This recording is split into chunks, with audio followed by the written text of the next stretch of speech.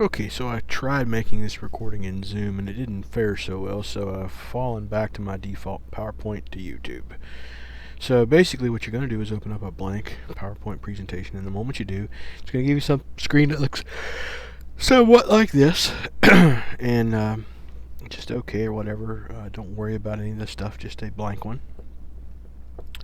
And then you'll up there and enable that content if you like. And the first thing we're going to do is adjust the size of the slide to the size of the poster. And so if you look at the blue arrow on the top left, there's the design tab, and if you click on that, it allows you to have access to a lot of different stuff, but the thing we're interested in over here on the right is where the second blue arrow points to slide size. And basically you just click that, the little box down here at the bottom you see open that says slide size comes up, you select custom and then put in 48 inches wide by 36 inches tall and click OK. And what that's going to do is make you a poster sized slide. Alright, so once you've got that, the next thing that we need to talk about is getting these little dashed lines on here, because they help you figure out where things are so stuff gets lined up. Now, not the ones around the text box. I'm talking about the one on the zero line through the middle both directions. Vaguely, you can see the arrow in the middle pointing to the right and the arrow on the right pointing down. They're pointing to these two lines, and these are actually called guides. So if you go to the View tab up there on the center, it'll give you a different set of options, and one of them there under Show is Ruler, Grid Lines, and Guides. Now, grid lines can be helpful, but the problem with grid lines are at an even spacing, and sometimes you need to move things off of that, and you won't have any way of telling how far you are.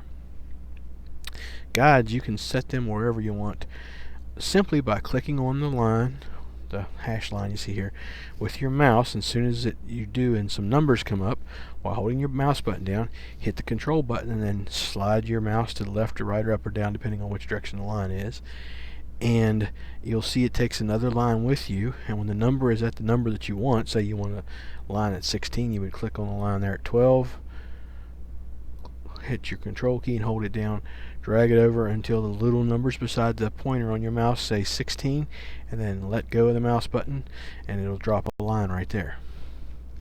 Now, these lines aren't visible once you're done, but they're really handy to line things with.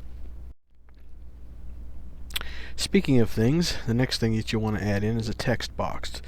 So if you go back up to the top ribbon and you go to the Insert tab, and then go across the screen over here about 3/4 of the way across, you'll see text box. And when you click on text box and then go down into the slide itself, you can simply click, hold down your mouse button and drag across and down, and it'll basically make a box like this. And when you let go of the mouse button, it turns to this, and the page will change to a format page where you can control some of the properties of the text box.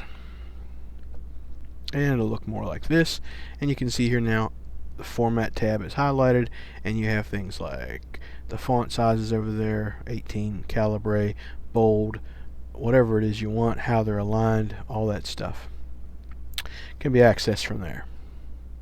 Now, because you're making a poster that's 4 foot wide by 3 foot tall, the thing you have to remember is you're not going to be using ordinary size fonts for most of it. So what we have here is a text box that I drew on this slide, and I wrote something in ordinary size 18 font, which is what we like to call way too freaking big for most things. And what does it say?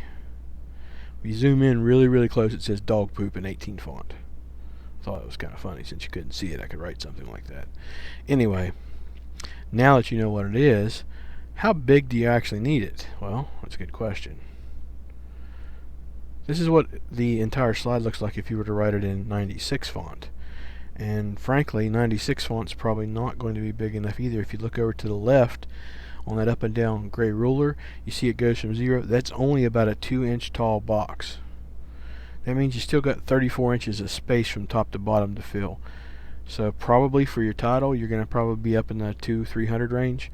Other things, subtitles of things like boxes for introductions or section labels, are probably going to be at least in the 70 to 90 range, and then most of your written font's going to probably be in the 20-30 range, something like that, depending on how much you have. And remember, general column or general format you want. This here has 4 columns, and an upper and a lower. What you would probably want is a text box across the top from end to end that would have your title, and then a column on the right and a column on the left for text. And then that would leave you this big middle section to put in things like maps and tables and whatnot. And that's the basic layout of a poster. Now, I'm not going to have time to do it this evening because I'm getting ready for class here in just a few minutes. And hopefully I'll get it done tomorrow, but as those of you who have been trying to get into Canvas and stuff in our systems for the last day and a half, we can't always rely that that's going to work either. So I'm not going to promise you that it'll be there tomorrow, but I hopefully will get an example formatted poster slide for you to populate with your stuff. So that's how you make a 4 foot by 3 foot poster slide, and then you can do some interesting stuff with it. When you're done, you save it as the PowerPoint presentation as is, but you can also save it as a PDF.